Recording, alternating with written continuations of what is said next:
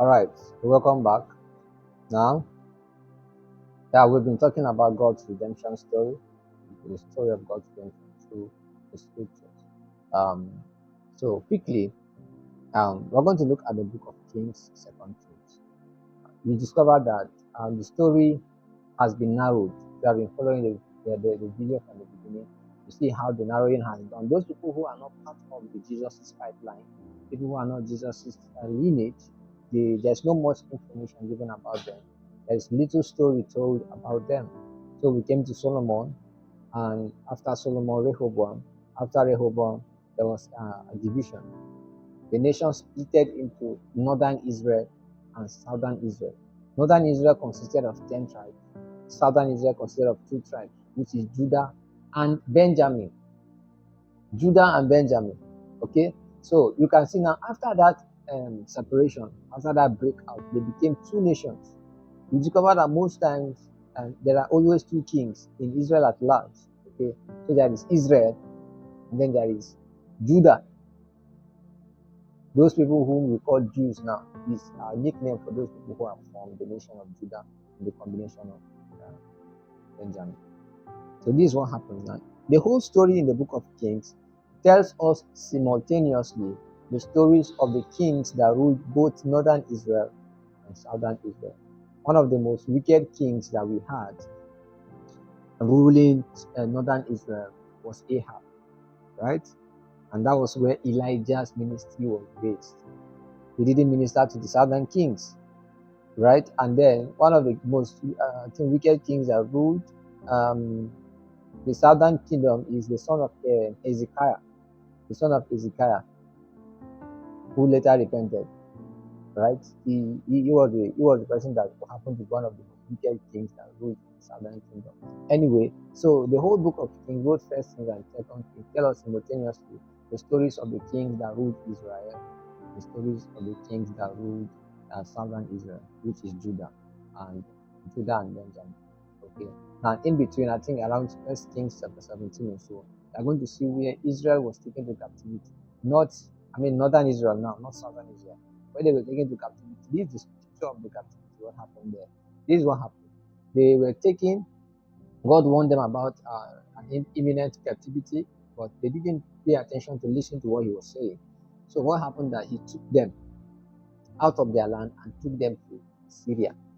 You understand? And he brought people from Assyria and brought them to Samaria. Now, at this point, I need to say that the capital of northern Israel is Samaria. The capital of southern Israel is Jerusalem. So take note of those 2 cities because they are important in our understanding of the story of redemption in the scriptures. So anytime you hear about Samaria, he's talking about the headquarters or the capital city of northern Israel. Anytime you hear Jerusalem, Jerusalem is the capital city of southern Israel. So people were deported from Samaria to Assyria, and some Assyrians were brought back to Samaria. And then something happened because they did not understand the principle of the God of the land. The Bible told us that God sent what? God sent lions that what? Consumed them. And then they made a request to the king, say, please, so the people you brought here, they don't understand the ways of this God. Bring them a priest. So a priest came and showed them the ways of God. So they honored it, but they still had their own God. So that was how they were managing to survive. Now, fast forward to the days of Jesus. There are people who are called Samaritans in the New Testament. Those people are Jews, but they are not completely Jews. Do you know why? Because of the mixture that happened during the captivity of northern Israel. Remember Jesus' conversation with the woman by the well, say, you Samaritans believe that we should worship God here, or we Jews, they are all of the same ancestry. But because they intermarried, which was not part of God's, also part of God's plan, they intermarried, so they were half Jews, half Gentiles. So they didn't consider them as complete Jews. So that is the story of Samaritans. Samaritans are not people from anywhere. Samaritans are people who are in Samaria, whom their parents are partly Jews and partly Gentile. All right, so let's go back. After that, that was the captivity of northern Israel, and that whole picture left. Now, read the whole book of First Kings, and then when we now read the book of Chronicles, we discover that the story now narrowed down to only the tribe of Judah, which is where the ancestry of the king is coming. The eternal king Jesus is coming. So you now start reading the book of Chronicles. It doesn't make any reference to the kings in Israel, that is northern Israel. It only talks about the kings that ruled in Jerusalem, which is the headquarters city of southern Israel. And you read through First Chronicles, you see the prophets that God attached to those people. At this point, I'm not doing an in-depth teaching. I'm just doing a quick summary. I would have shown you that there is no competition in this life, because some of the popular prophets that we read about in between the stories in Kings and Judah and Chronicles rather, and those ones that we didn't get to hear about, those guys were contemporaries. The only difference, or the reason why we had them, is because God assigned these people, some of them to kings. Someone like Prophet Elijah was assigned to speak to kings. Yes, his office was to speak to the political class. So he had all the authority to speak to them, nothing happens to him. But meanwhile, there are other prophets who are on the ground, who are contemporaries with Elijah, who did things. Those people we call minor prophets. When we check their timeline, you discover that they are contemporaries. There is no competition.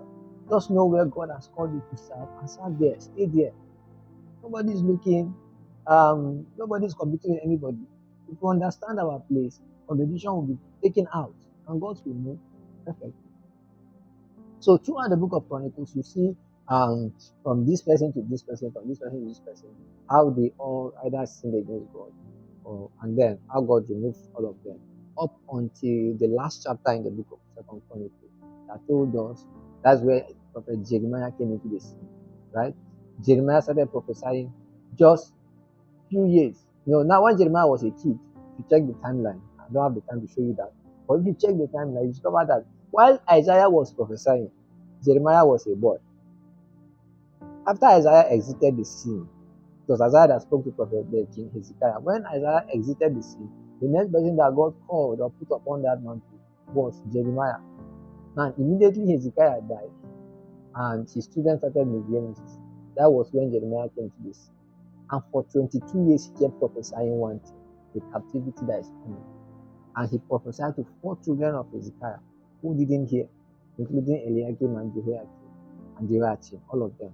There are 3 or about 4, all of them, until the captivity. And even in the captivity, he was still speaking. And there's something that God did for him. During the captivity, he also spoke to other nations. You could imagine the capacity at which Jeremiah operated. Now, don't forget, as Jeremiah was busy operating, as Jeremiah was busy prophesying great and mighty things, there is a Daniel there that we are not hearing. We didn't hear about Daniel until we went to the land of captivity. We knew that there was another prophet. The ways of God, not always the ways of God. Today, I want to believe that this has blessed.